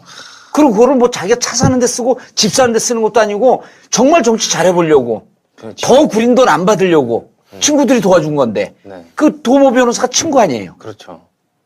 그때 뭐 드루킹 조직에서 모아준 돈이라고 말도 안 했을 거고. 그러면. 나중에 고등학교 알았다고 친구들이 그러더라고요. 그렇지. 네. 고등학교 친구들이 모아서 이렇게 한 거다. 내 근황보다 했으면 난 이 얘기를 알지. 꼭 좀 하고 싶었던 거예요. 왜냐하면 막상 국회의원을 하면 그렇게 들어가는 돈이 생각보다 많습니다. 현실하고 이상하고 예. 차이가 많다는 거죠. 근데 그거는 비법이라고는 할 수 있지만 불법은 아니에요. 전 그렇게 봐요. 이제 거기에 더하기 이제 그런 지적들이 좀 저는 마음에 많이 와닿더라고요. 그러니까 이런 극단적인 선택을 하시지 않고 그냥 있었던 상태에서 네. 계속 소환되고 이제 피의 사실 흘리고 이런 식으로 하면은 소위 그러니까 아예 뭐 저기 숙골들은 배제하고 네. 우리 지지자들은 어떤 모습을 보였을 것인가. 과거부터 말하자면 정의당이 존재함으로 해서 이 민주당의 표를 갉아먹는다라고 생각하는 사람들도 있고. 네. 그다음에 정의당이 전혀 생산적이지 못한 정당으로 괜히 발목 잡기만 한다 이렇게 생각하는 사람들도 있고. 네. 그다음에 깨끗한 척은 혼자 다 하더니 니들은 뭐 무슨 할 말 있냐라고 하면서 또 몰려가가지고 또 게시판에 난도질 부리는 사람들이 틀림없이 있었을 거라고.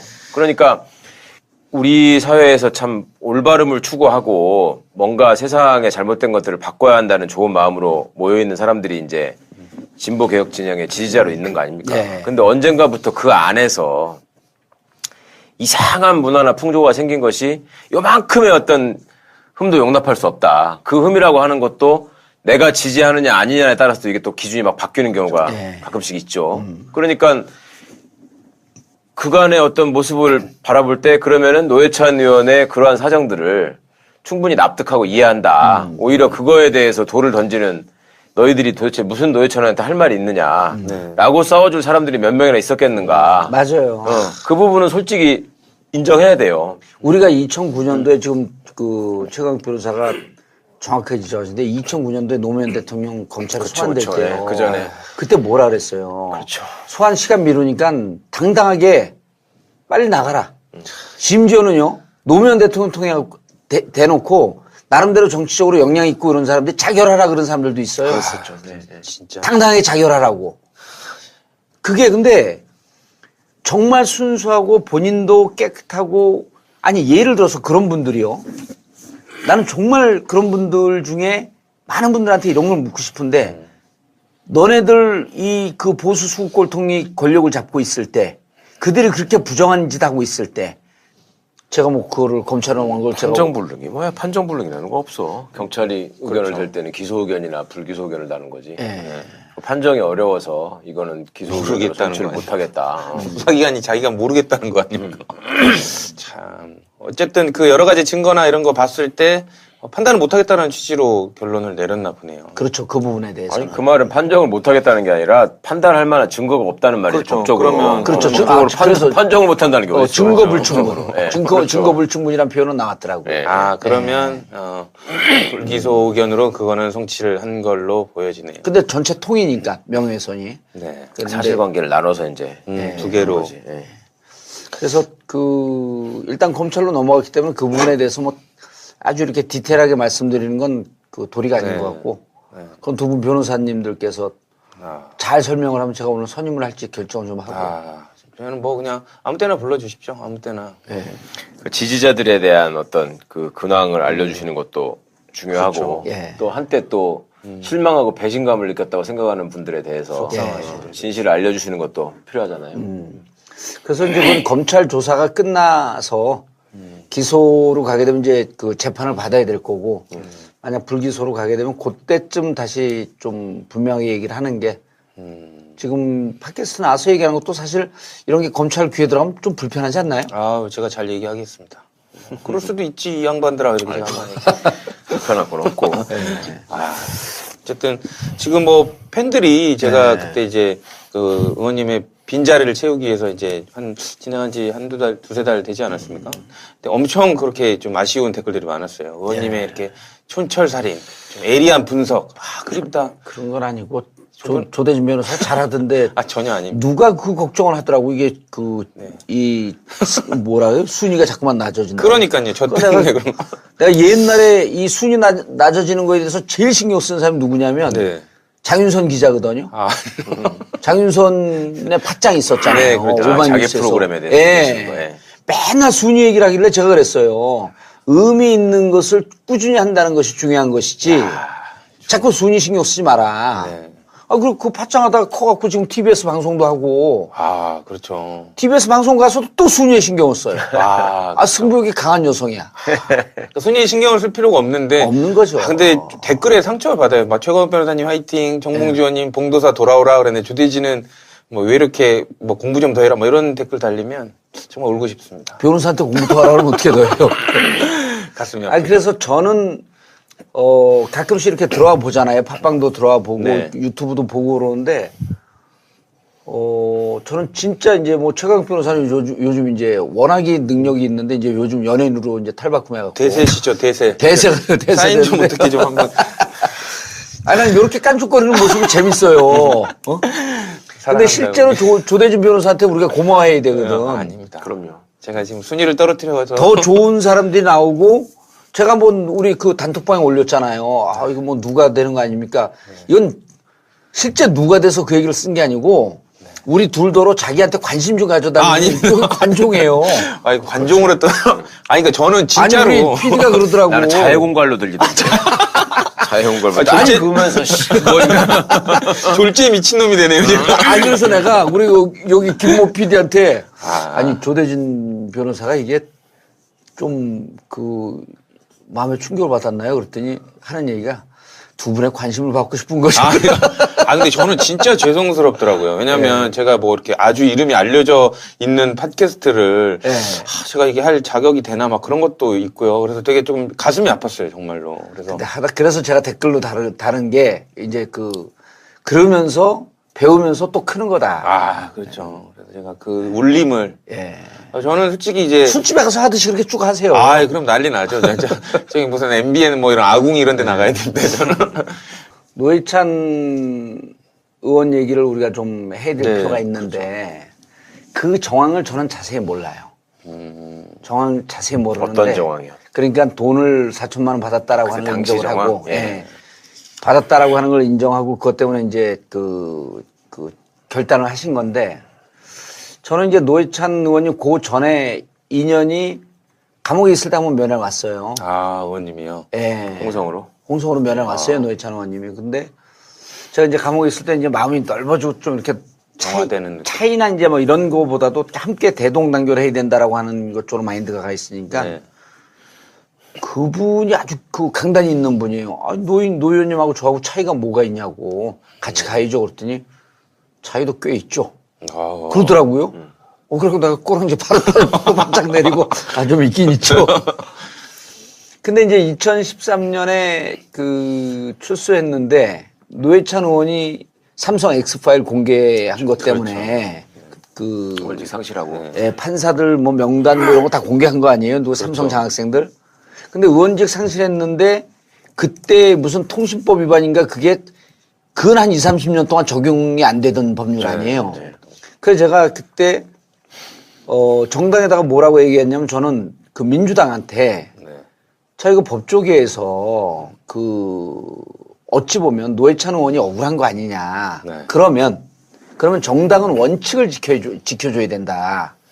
우리하고 당은 틀리지만 함께 같은 곳을 바라보고 가는 정당이라고 한다면 노원병에 후보 내지 마라. 후보 내지 마라. 그리고 그때 제가 안철수 의원 후보가 노원병 간다 그럴 때 제가 부산 영도 가라 그랬어요. 부산 영도 그때 재보선거 나왔을 때거든요. 우리 방송에서도 그랬어. 여러 차례 얘기했죠. 하는 거는 경우가 아니다. 그래서 노원병에 근데 이제 창원에 어느 공무원 노조인지 노조 특강을 갔다가 사람들이 안 많아요. 120명쯤 되는데 여기 기자 없죠. 그러니까 아무도 손을 안 들어요.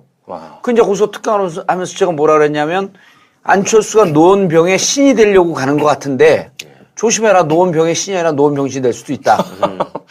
그렇죠. 그래갖고 노원병신한 게 검색 순위에 그냥 1등으로 쫙 떠버린 거예요. 근데 거기에 인터넷 신문 언론사에 기자가 있어. 그 기사를 써버린 거야. 진짜. 그 다음날 내가 안철수 당시 이제 후보한테 사과를 했죠. 그런 뜻은 아니었는데 어쨌든 불미스럽게 기사가 나와서 죄송하다. 그런데 바로 봉화에 있는데 경북 봉화에 가 있는데 노회찬 의원이 전화가 왔더라고. 와갖고 고맙다 그래서 저는 나이 한 살 많은 그냥 바로 형님이거든요. 일면식이 없더라도 만나자마자. 그래서 내가 형님을 도와주려고 그런 건 아닙니다. 정당은 원칙을 지켜야 됩니다. 그리고 사법부가 제대로 된 판단을 했다고 할지라도 국민들 대다수가 거기에 동의하지 않기 때문에 민주당이 거기 공천을 안 하는 모습을 보면 민주당한테 박수를 보냅니다. 그렇죠. 이 입장은 저는 통합진보당 해산됐을 때 통합진보당 해산됐는데 국회의원들도 막 그냥 헌재에서 쳐낸 거거든요. 아니 비례는 쳐낸다라고 하는 것이 법적 근거가 있을지 모르지만 지역구 의원들까지도 지들이 그냥 우리 정봉주 의원님 나오셨습니다. 안녕하십니까? 예, 안녕하세요. 어서 오세요. 박수 한번 쳐야 될 것 같습니다. 공식적인 활동을 하는 게 아니고 하도 많은 분들이 어떻게 됐냐 궁금해갖고 단발. 단발이면 안 됩니다. 계속 나오죠. 단발 단 하나의 정통 정치 팟캐스트 이러지 말고요. 단 하나의 정통 정치 팟캐스트 좀 이렇게 하셔야지. 제가 좀 해야 되는데 이게 잘 입에 탁탁 안 붙어서. 술집에서만 목소리가 크고. 술집에서 제가 목소리가 크죠. 세상에 전국구의 정봉주가 게스트로 나오는구나. 그러니까요. 진짜. 그건 어떠셨어요? 좀 바쁘시고. 바쁘지 않아요. 바쁘시죠? 집에 계속 집에 있으니까. 네. 그리고 이제 공교롭게도 그 지지난주에 이제 검찰 송치가 됐는데 이제 왜 그래도 좀 한번 근황을 말씀을 좀 드려야 되겠다고 하는 게 사람들이 만나면 네. 그때 미투 사건 그게 다 종결된 줄 알아요. 근데 대부분의 사람들이 법적 과정을 잘 모르잖아요. 그렇죠. 그러니까 이제 소식도 없고 날짜를 세알해 봤더니 지금 한 5개월 만에 이제 그렇죠. 그 팟캐스트 방송 다 총틀어서 이제 한 5개월 만에 온 건데 네. 만나면은 그거 다 종결된 거 아니에요? 끝난 거 아니냐. 두 분은 이제 변호사니까 과정을 잘 아는데 대부분의 사람들이 잘 모르고 뉴스에 안 나오면 끝난 건 줄 알죠. 뉴스 안 나오면 이제 안희정 지사 같은 경우는 계속 재판을 하고 그러니까 진행되는 걸로 알고 있는데 저는 끝났다고 하는데 어떻게 끝난 걸로 아시던가요? 잘 끝난 걸로, 잘 못돼서 끝난 걸로. 그런 거에 대한 관심은 별로 없더라고요. 그냥 끝난 걸로. 종결됐으면 뭐 저한테 나쁘지 않게. 수사나 재판이나 이런 게 없이 그냥 끝난 걸로 알잖아요. 대부분. 끝난 걸로 아는 거죠. 잘 끝난 걸로. 그러니까 프레시안에서 저를 고소한 것도 잘 모르고. 그러니까 그 수사 그럼 제가 이제 일일이 지금 조사 중입니다. 수사받고 있습니다. 그러면 뭘 또 수사를 받아요? 그 이제 우리 그 아들이 의경이잖아요. 그 경찰복을 입고 한 식당에 이제 그 우리 집사람을 내렸더니 지나가던 또 팬이 보고 깜짝 놀랐고 또 잡혀가요. 체포됐냐고. 그 우리 아들인데. 아들이 저 아들이에요. 그렇죠. 잘 모르더라고. 그렇죠. 일반 국민들 같은 경우는 어떻게 진행되는지 잘 모르잖아요. 그런데 노회찬 의원님이 돌아가시고 그게 이제 23일이더라고요. 23일이었어요. 월요일 날이었는데 제가 25일 날 경찰에서 조사를 끝내고 검찰로 송치를 했죠. 검찰로. 그러니까 제 사건이 올해도 갔다. 그 노회찬 의원 사건하고 이렇게 막 엉켜갖고 기사가 이제 크게 나오진 않았는데 몇몇 군데서 또 나왔더라고요. 기사가 났어요. 기사가 났어요. 보니까 그래도 한 40-50개 정도 기사는 나왔더라고. 근데 이제 노회찬 의원님 그 별세 사건이 워낙 크니까 요건 이제 크게 관심은 안 끌었는데 근데 또 어느 네티즌 분이 그 오카리나 부는 거를 보내줬어요, 저한테. 그렇죠. 제가 감옥에 있을 때. 마른 입 다시 살아나. 정봉주 의원에게 보냅니다. 그러고 무심코 봤는데 아침에 이렇게 봤는데 오카리나 우리 집사람하고 같이 듣다 집사람은 끝까지 못 듣고. 그렇죠. 저도 막 눈물이 펑펑 쏟아지는 거예요. 노회찬 의원님이 보내주셨죠. 예전에도 그거 보내주신 거 알았어요. 이번에 처음 알았어요. 이번에 알았어요. 그렇죠. 그러신 것 같더라고요. 노회찬 의원님한테는 이제 제가 좀 도와줬다고만 생각하고 있었지. 그렇게 저를 위해서 면회도 오고 그런 좀 가슴 짠한 그런 거를 한 거를 그리고 또 그 오카리나 분 것도 그때는 별로 관심을 못 끌었었나 봐요. 이번엔 처음 봤다는 분들이 많은 거 보니까. 근데 이제 감옥에 있을 때 그거를 보내면서 뭐 그 언론에 나오고 싶어서 보냈겠어요. 그 얼마나 후배 정치인으로서 좀 짠한 그런 마음이 있어서 이제 했는데 저도 아침에 그냥 뭐 펑펑 울었죠. 그걸 보고. 근데 이제 SNS를 끊고 있다가 도저히 이건 그냥 넘어가서 안 되겠다 싶어갖고 내 나름의 추모 방식으로 해갖고 이제 그거를 트윗에도 올렸고 페이스북에도 올렸죠. 첼로를 안 하시고 본래 첼로 하시잖아요. 오카리나로 하셨다는 게 그 음색이 좀 그게 구슬프잖아요. 그러니까 더. 근데 그거를 아주 진지하게 부는 그 표정을 이게 막 읽혀지는 거예요. 억울하게 가 있는데 혼자 있는 것도 아니고 빨리 나와라 하는 이제 뭐 이런 것들 정말 근데 이제 그 많은 사람들이 댓글을 달면서 끝까지 못 듣겠다고 그러면서 이제 동시에 어떻게 지내냐, 뭐 잘 지내냐, 내공 잘 쌓았고 돌아와라 이제 뭐 이런 얘기도 하고 그래서 도와주고 많이 지지한 분들한테 어떻게 지내는지 최소한 알려드리는 게 이게 좀 예의일 것 같다라고 하는 생각 때문에 이제 제가 여기 이제 그 PD한테 연락을 했죠. 얘기를 말씀 좀 드려야 되겠다. 네. 그래서 23일 노회찬 의원 돌아가셨고 저는 이제 25일 날 경찰에서 수사를 마치고 네. 그리고 이제 3월 16일서부터 한 거니까 4개월. 4, 5, 6, 7, 4개월 네. 정도 수사를 한 거죠. 4개월 반 정도. 네. 그 이제 검찰로 송치가 됐죠. 그래서 제 사건이 아직 끝난 게 아닙니다. 네.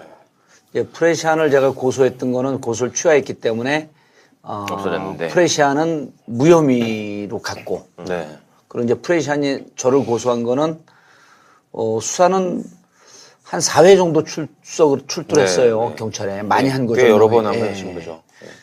저를 직접 조사한 거는 3번 조사했고, 대지를 했어요? 예, 그, 제보했던 A양과 이제 대지를 했고. 네. 그래서 이렇게 나뉘어졌더라고요. 성추행 의혹. 네. 이거에 대해서는 판정 불능. 저희 변호사는 뭐 두 분 다 변호사지만 무혐의라고 이렇게 받아들이더라고요. 그거는 무혐의. 다만 프레시안에 대해서 거짓이다. 허위사실 새빨간 거짓말이다. 대국민 사기극이다. 네. 이런 거는 명예훼손의 소지가 좀 있다. 네. 그래서 그 부분에 대해서는 기소 의견으로 검찰에 송치한다. 그렇죠. 그럼 이제 검찰에서 이제 좀 조사를 받겠죠 또. 네. 검찰에서 연락이 왔나요? 아직은 안 왔어요. 이제 뭐 송치한 지 얼마 안 됐으니까. 휴전기니까 또 좀 자료 좀 보다가 연락을 할 것 같은데 검찰은 그러니까 뭐 아시겠지만 경찰이 기소 의견으로 송치했다고 하더라도 검찰이 또 반드시 또 기소를 하는 건 아니거든요. 검찰이 좀 다르게 볼 여지도 있다고 생각을 하시나요? 변호사들은 뭐 그렇게 얘기를 하죠. 변호사들은 이제 저희 변호사들은 경찰 조사에서도 성추행 여부를 집중적으로 그걸 조사했는데 왜 판정 불능이라고 했는지 그것도 좀 저는 의아하고 네. 만약 그게 또 그 성추행 의혹 여부가 무혐의라고 한다면 프레시안이 쓴 기사에 대해서도 내가 반론권도 주지 않았고 이렇게 문제 제기한 것도 네. 그나마 그런 나름대로 의미가 있다라고 해갖고 뭐 양쪽 다 이렇게 무혐의로 가는 것이 맞지 않았냐라고 하는 게 이제 변호인들의 그 의견인데 네.